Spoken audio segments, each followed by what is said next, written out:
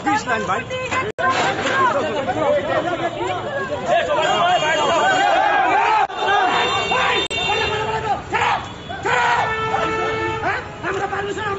आंदोलन गणताন্ত্রিক ভাবে করতেছি।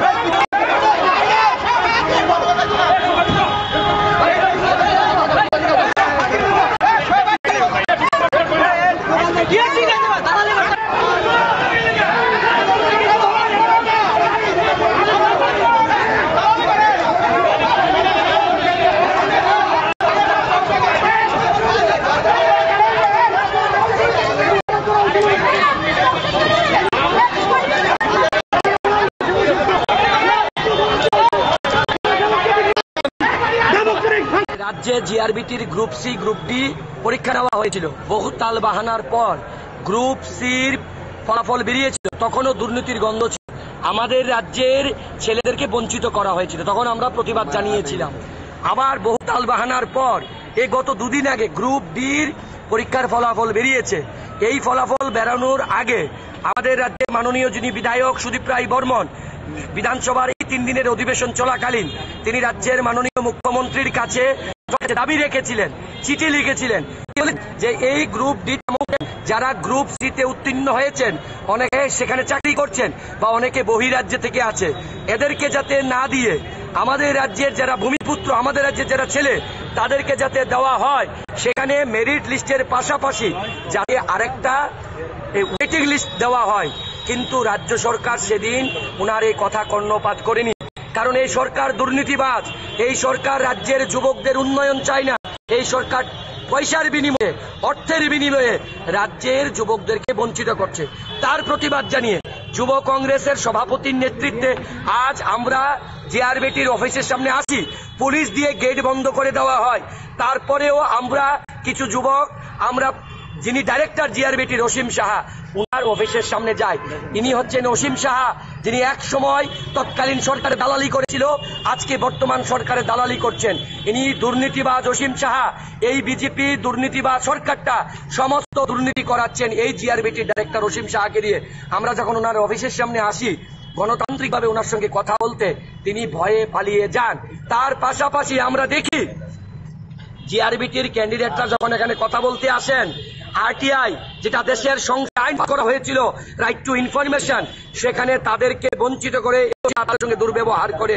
আজকে যখন আমরা এখানে আসি, এই ভিতরে যাওয়ার পর আপনারা আসলে দেখবেন একটি ছেলে যারা যে জনজাতি গোষ্ঠীর এসটি সম্প্রদায়ের, সে 80%, 80% সে ছিল ফিজিক্যাল হ্যান্ডিক্যাপ, তাকে পর্যন্ত বঞ্চিত করা হয়েছে। এই সরকার চাইছে কি? তার প্রতিবাদ জানিয়ে আজকে আমরা এখানে আসছি। যতক্ষণ পর্যন্ত অসীম সাহা না আসবে ততক্ষণ আমাদের আন্দোলন জারি থাকবে এবং রাজ্যের যুবকদের সাথে এই রাজ্যের কংগ্রেস এবং যুব কংগ্রেস লড়াই করছে, আগামী দিনও করবে দুর্নীতিবাজ সরকারের বিরুদ্ধে। জানেন জিআরবিটি গ্রুপ ডির ফলাফল ইতিমধ্যে প্রকাশ্য হয়েছে এবং আমাদের বিধায়ক শ্রী সুদীপ রায় বর্মনজি ফলাফল প্রকাশের আগেই বলেছিলেন যে একটি ওয়েটিং লিস্ট যাতে বানানো হয়, কারণ এই পরীক্ষায় যারা গ্রুপ ডিতে পরীক্ষা দিয়েছে তারা গ্রুপ সিতেও পরীক্ষা দিয়েছে এবং বহিরাগত বাইরের থেকেও অনেক ছেলেমেয়েরা এসে পরীক্ষা দিয়েছে। তাদের মধ্যে আমরা যদি কমিয়েও ধরি 900 থেকে 950 লোক এই পরীক্ষা এই চাকরিতে নিজেদেরকে এনরোলমেন্ট করাবেন না। তো যেই 900 950 গ্যাপ আবার হবে, সেই গ্যাপটা যাতে সেই ওয়েটিং লিস্ট থেকে সেই মেরিট লিস্ট থেকে নিয়ে আসা হয়, তাই আমরা আজকে এই আন্দোলন করেছিলাম। এবং আমরা এটাও বলেছিলাম যে মৌখিক পরীক্ষা, যে পরীক্ষাটি মৌখিক হয়েছিল এবং ভাইবার যে রেজাল্ট, প্রত্যেকটি স্টুডেন্টের যাতে রেজাল্টগুলোকে আউট করে দেওয়া হয়, কারণ আমরা জানি যে এই পরীক্ষায় যুবকদের সঙ্গে ন্যায্য বিচার হয়নি। যুবকদের সঙ্গে যারা পয়সা দিয়েছে তারাই এই চাকরি পেয়েছে এবং তার প্রতিবাদে আজ প্রদেশ যুব কংগ্রেস ময়দানে নেমেছে।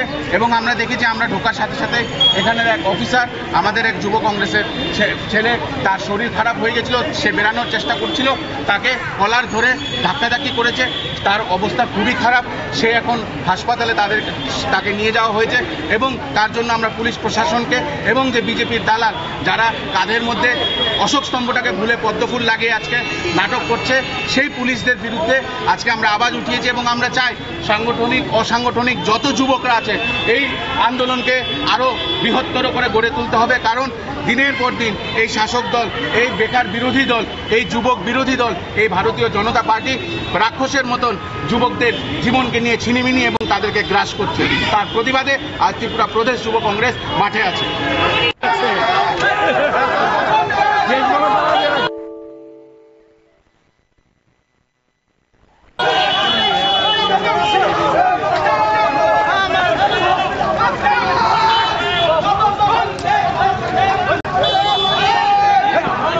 এক কথা দিয়ে